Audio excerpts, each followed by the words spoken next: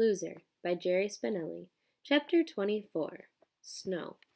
The flake rides in on the fringe of a northwest wind, sails high over Heatherwood before swinging toward the tarp paper roofs of the town, flies over Half Tank Hill and Eva's Hoagie Hut, and the post office, makes a beeline down Willow Street and onto the grass and asphalt sprawl of Monroe Middle School, dances for a moment outside a second-story window, leaves the spouting, and, as if finally tired of it all, falls upon the roof. In the classroom below, an eighth grader looks up from the paper where he doodles. He sniffs. He cocks his head. He looks out the window, squints, half rises from his seat. His eyes widen. He throws up his arms. Snow! Within seconds, the whole school knows. It's only flurries.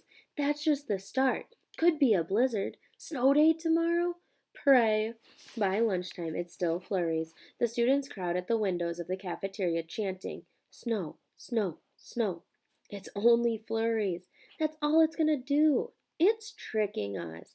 It's not sticking. Look, the ground's dry. By seventh period, a new wind from the south blows the flurries away. The sky is white and still. Rats! By the school day's end, wet fat flakes splat on the students' upturned faces as they leap out of school. Snow day, snow day, snow day.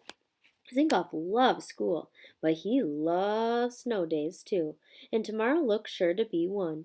As he steps from the bus near his home, he sees that the snow is sticking. The sidewalk is already white. He projects how deep the snow will be on Half Tank Hill.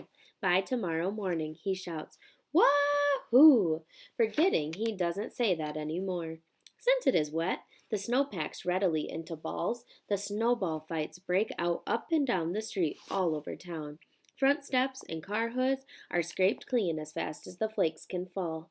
3-minute dinners are the rule. Take off your gloves. Gobble something down. Ignore your mother's grumbling. On with the gloves. Back outside. Discover. The snow's up an inch. It's dark by now, and there's something about snow falling under streetlights that make a kid stop and look. But not for long. Snowballs fly out of the darkness through the flake-falling tents of light, back into darkness. The first snowplows come rumbling through. Except it's not a snowplow. It's a tank, and that's a bazooka in your hand. Bam! Zinkoff is winding up for a tank attack when he first notices the light going by a block away. Then another, flashing, red, white, and blue. Kids are turning, throwing arms slack. Someone is running. He joins others heading for the lights. What could it be? Fire? Murder? Snow fights continue, but they're rolling skirmishes now. Snow scooped on the run. Over one block, down two, over one. It's Willow Street, the 900 block. It's lit up like a carnival.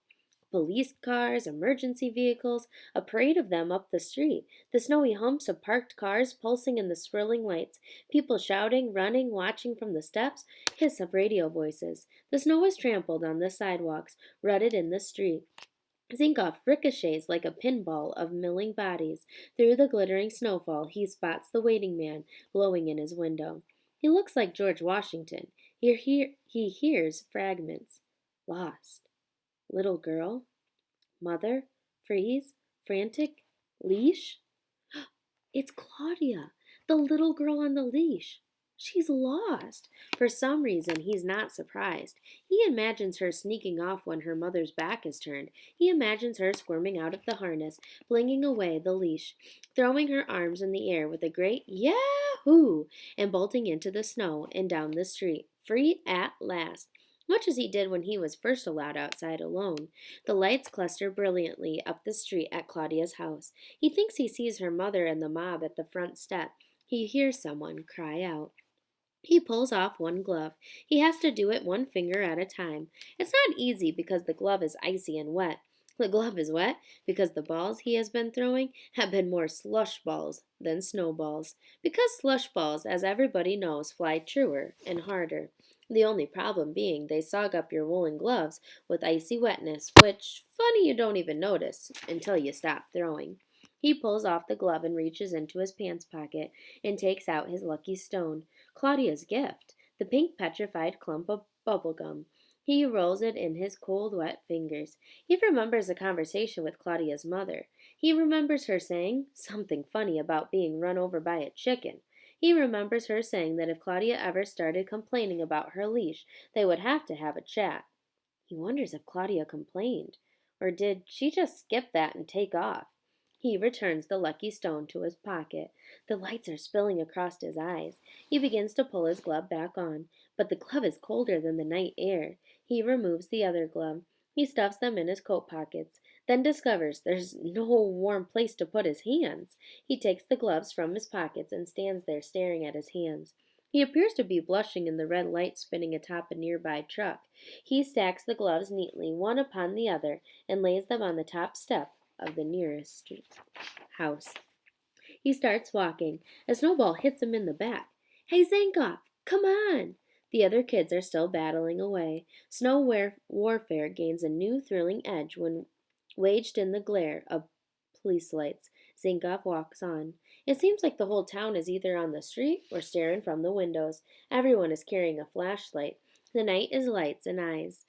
A toddler in ski pajamas calls from a doorway. Mommy, can I look too? The mother yells. The door slams shut.